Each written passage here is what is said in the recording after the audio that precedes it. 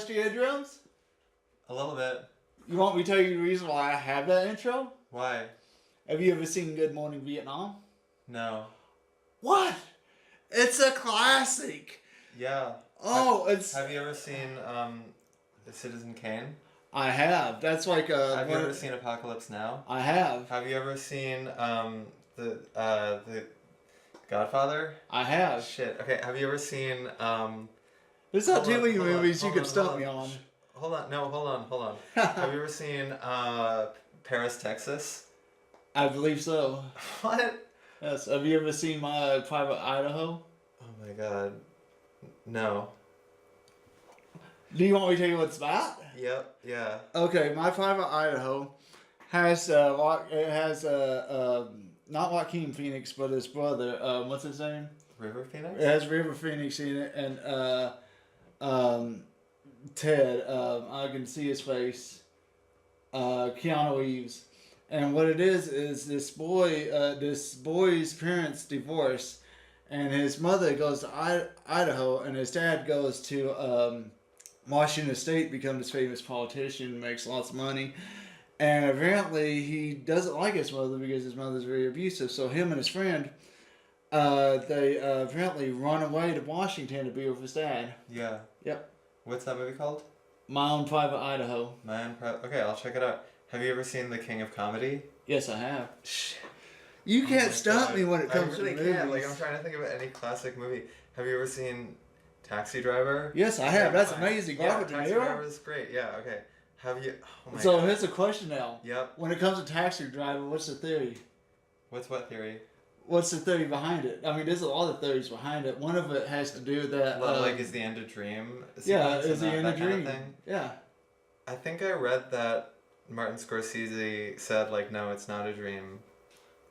But, like, I mean, obviously, like, it's meant to be ambiguous, you know? So I've got something for you that will totally mess with your mind. Okay. Do you like Aliens? The movie? Yeah. Yeah. Have you seen it? Do you like it? Yeah, I've seen all four out of order, but yeah, I've seen all four. Okay. Have you seen Blade Runner? Yep. Okay, so there's a theory out there saying that Blade Runner and Aliens are in the same universe, and that the whole thing is ran by the same corporation that sends those people into space. Whoa, but wait, but oh, so and then Blade Runner would take place before Aliens, like decades before, because I forget when does Alien 1 take place? Alien 1 takes place in I think it's 3000 or something like that. No, it's not, because they only take place 100 or 200 years in the future, I think. Oh, I mean, but I remember there's a big time gap between Alien and Aliens. Yeah, because the main character, she blacks out because she's in that cryo sleep, and then she wakes up, and then I think her daughter is already dead by then. Yeah. If I remember. But I don't really know what the time period is. But I know that the theory is that both Blade Runner and the Aliens movie, both the Blade Runner movies, because there was another one that came out. Yeah, that was supposed to be really good. Oh, it was amazing. I loved it. I gotta see it. Yeah. I mean, Harrison Ford came back and did a cameo, and all the original characters from the original Blade Runner movie. Oh, I gotta rewatch Blade Runner, and then watch the new one, because the new one looks really good. But who decides that they're the same universe? Because it was based on a Philip K. Dick novel. Alien wasn't based on a Philip K. Dick novel, you know.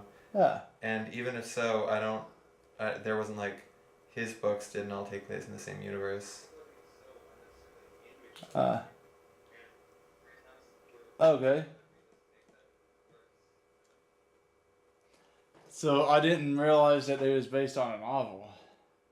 Loosely based. Do androids dream of electric sheep? Oh yeah, that's right, isn't it? Yeah. I bet I could stump you on classic novels. Hey, hello. How are you? Hello. Yo! Yo, what's up? What's up? Yo, my man, look outside your window, bro. Ah! What's up? Yo, what's this? Is this a radio show? What's going on? It's a TV show, actually. TV show, hey! Yeah, CCTV. Let's go, bro. Ah, All right, y'all. Peace out. so that is our first caller to the night. He was very active and awesome, and he is roaming around Cambridge, evidently making everybody else night awesome as well. So I did not. What was you saying? Oh yeah, the Electric Dreams. 300 Stream of Electric Sheep, yeah. Yes, I did know that, but I did. I thought you was talking about Aliens being based on the a novel. I don't know if that was based on a novel. Well, see here to me, like a lot of the Aliens movies, like Star Wars movies, it's like once you get to the prequels, they like really mess with you because you're trying to stay up with them. Oh, because, like, yep, there's Prometheus and everything. Yeah. I didn't see Prometheus, like, there are like two of them now. I saw Prometheus, I haven't seen the next one. I've seen bits and pieces of Prometheus. I haven't seen the other ones. Yeah. It didn't, like, connect, but I think it was, like, there was gonna get farther and then it was gonna connect Oh, okay. to, like, Alien. Because I think, yeah, like, I actually just recently saw Alien 3, which is, like, it's not the best in the series, but it's, like, it's a decent movie, you know, and, like, it's a cool setting and it's a cool story, you know. I think that's a good series. Well, I mean, I seen like Alien 3 back when it first came out. I think I was 15 at the time. I was Wow. a huge science fiction fan, like I am a huge film fan. There's not too many movies you can actually stump me on. Yeah. I mean, like I said, Good Morning Vietnam. You know, it was Robin Williams' first film. It was Popeye. I've seen Popeye, yeah. Yeah. Robert Altman. I think Robert Altman is a really interesting filmmaker. Have you seen McCabe and Mrs. Miller? I do not think so. Hey, Jarvis. What? You haven't seen it? It's a classic. What's up? Hi, you guys. Hello. I know you don't worry, I'm not going to join the show, but I just want to That's thank fine. you if you did uphold the mantle of PCYW, if you guys were able to. I tried once and they didn't let me, so I didn't even try this time. Fine, I'm playing a show at Deep Box inside. Wow. Alright. I Cameo don't. by Jarva. Yes. I don't know what that was. I never know. Like, I don't know. I don't question it very much. Yeah. Did she have a swimsuit on under that? I don't know, maybe, yeah. Good question.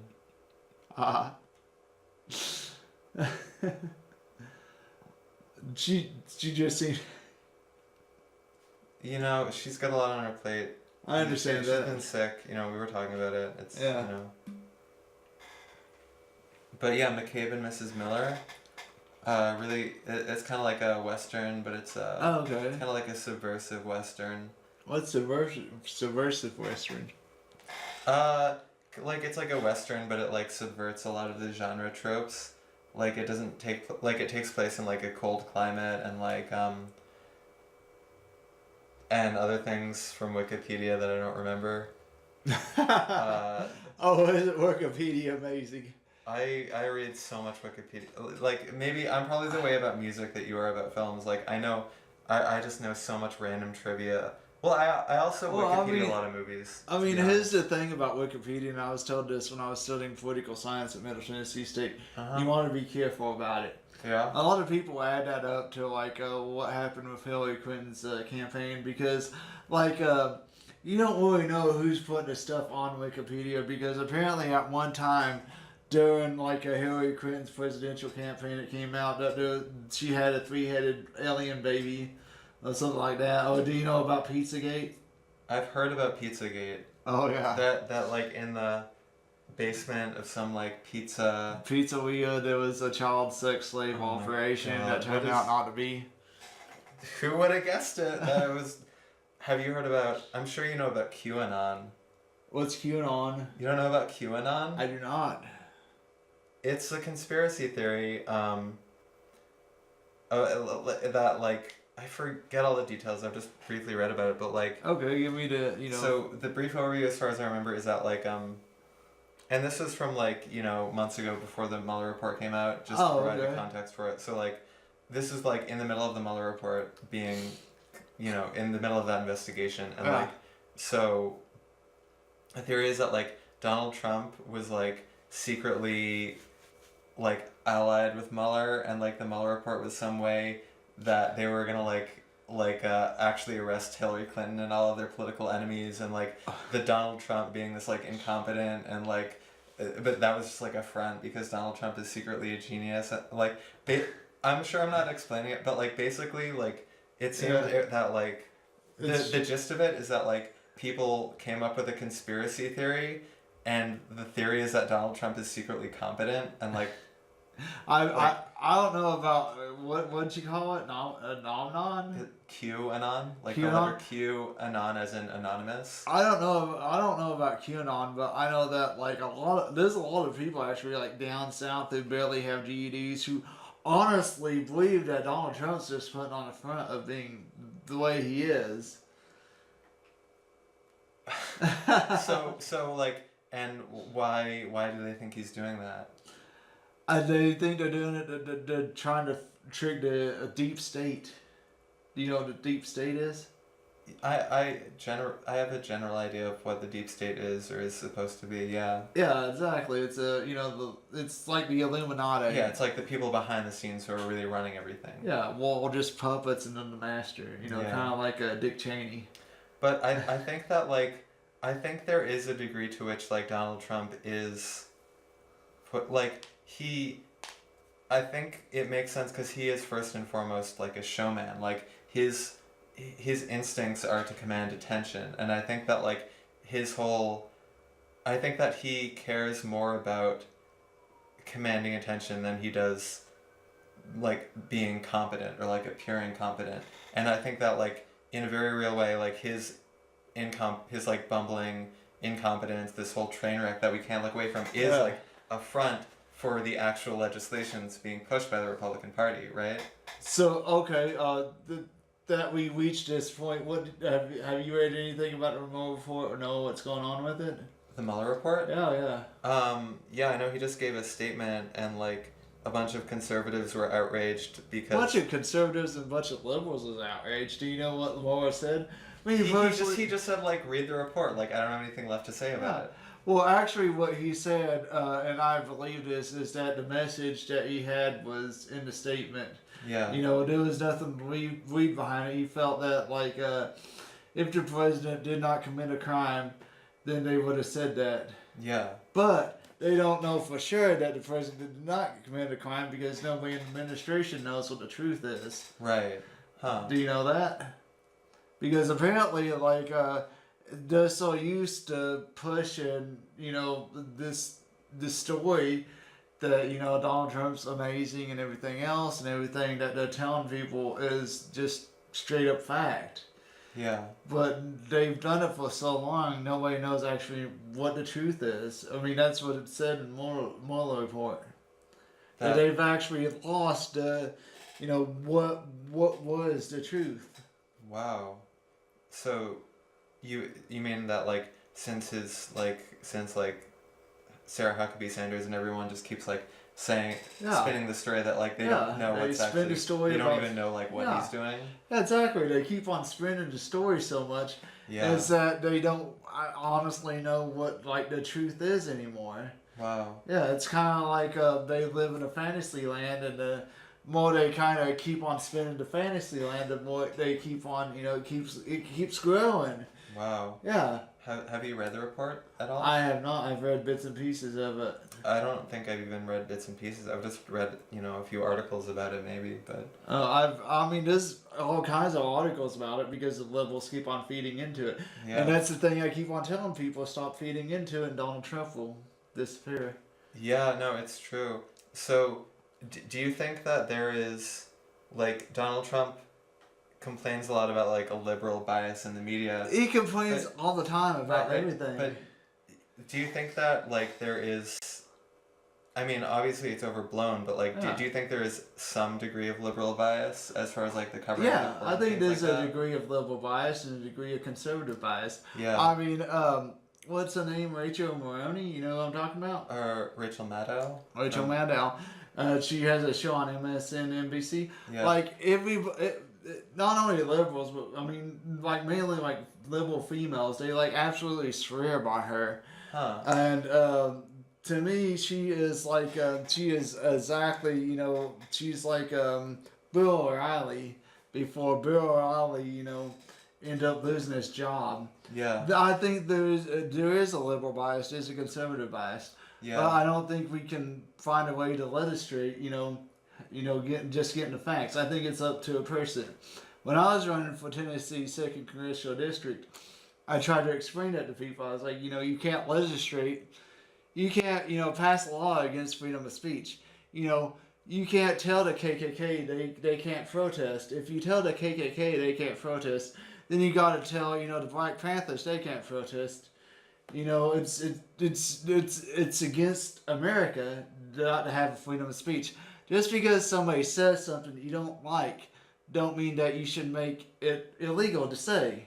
So do you think that like Twitter is overstepping its bounds in deleting posts by like alt-right groups? No, I do Or not. wait, or does Twitter do that? Or, Well, or I do mean- other? I feel like there are some. Maybe Facebook does that. But like, it's just more shit that like Donald Trump complains about, and No, I'm like, no, I don't I even really think know what's that- going on. Like, I personally think they're in the boundaries because there's a difference between you and me talking yeah, and people protesting on the street and then posting on social media because Facebook is a private corporation yeah, and like all private corporations, they're allowed to enforce their rules as the way they see fit.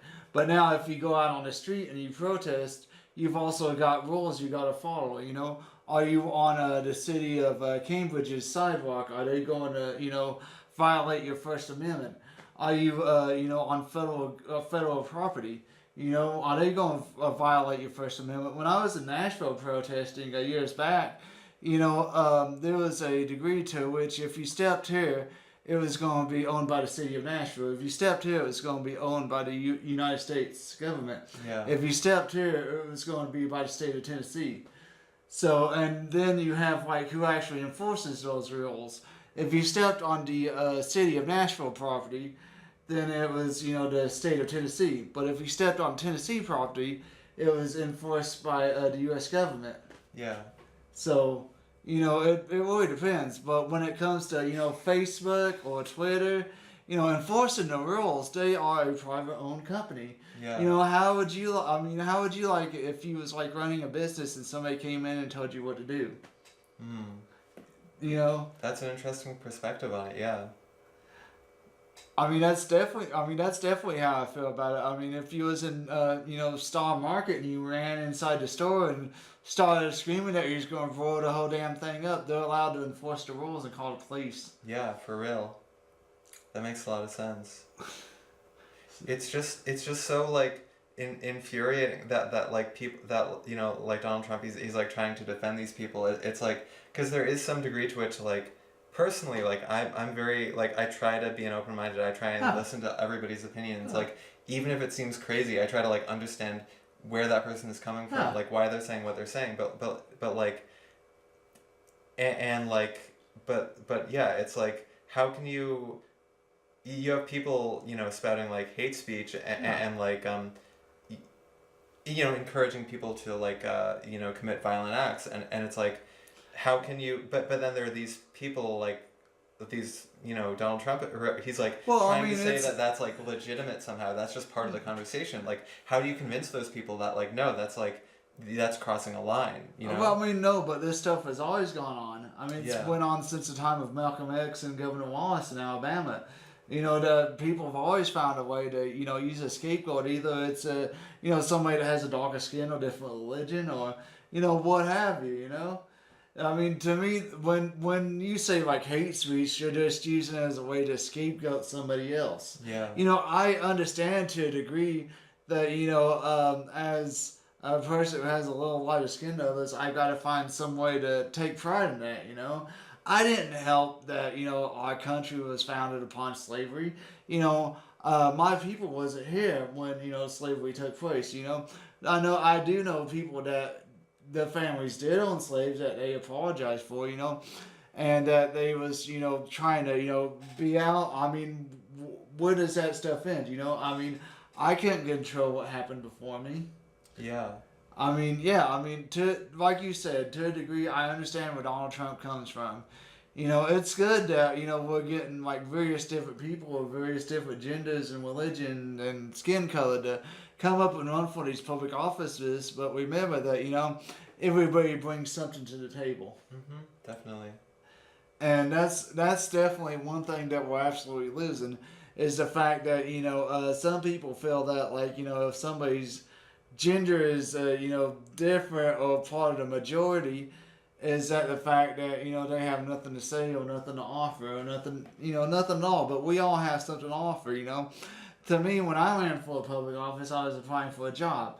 And the candidate I'm kind of pulling for now, I don't know if you've read my Facebook, is Joe Biden, because he's pulling for the middle class. He's not, you know, Pete, but what's his name? Pete Buttigieg. Pete Buttigieg. And Pete Buttigieg, to me, he's absolutely perfect in every way. And that's a problem. Do you know about Jay in Washington? Who's Jay in Washington? Jay, he's Governor Jay. He's from the state of Washington, and his absolutely number one goal is climate change. Yeah. To me, these people are perfect. Joe Biden is not. And the thing is that the American people are not perfect, and the American people are not smart. Right. I love the American people to death. I love my country, but America, we're idiots. You know, we want we want it quick. We want it fast. We want it convenient as possible. We want it as cheap as possible. I mean, that's just like we as humans, we're not like evolutionarily designed to think in terms of like multi-generational project like you know, climate change is not like a thing that we're evolutionarily equipped to really deal with. Yeah. So, you know, I try to have sympathy for like, yeah, we're short-sighted, we're selfish, like we're human, you know, whatever. So yeah, I'm interested in hearing more about why you're really pulling for Joe Biden now. I'm really pulling for Joe Biden now because he just I understand where he's coming from. I understand where he was as a senator. A lot of people give him a hard time because apparently he associated with these people who are segregationists. Yeah, it seems like his voting record is like What about his voting record? It's just shit I've seen on Like social how? media. Like it's just shit you've seen on social media. I know. I'm not yeah. Apparently, Joe Biden's record is what it's supposed to be for a liberal. He has an F when it comes to NIA. He has probably a B when it comes to green things. Yeah. Didn't he vote for the Iraq War? Wait a minute. Hold on to that. Actually, when it came to the Iraq War, the first Persian Gulf War, he voted no, but he voted yes for the second one, and I understand that. Huh. And I understand where Joe Biden's coming from. Okay, when the first Iraq War happened, you know where I was at? Wait. So by the first Iraq War, you mean the Gulf War?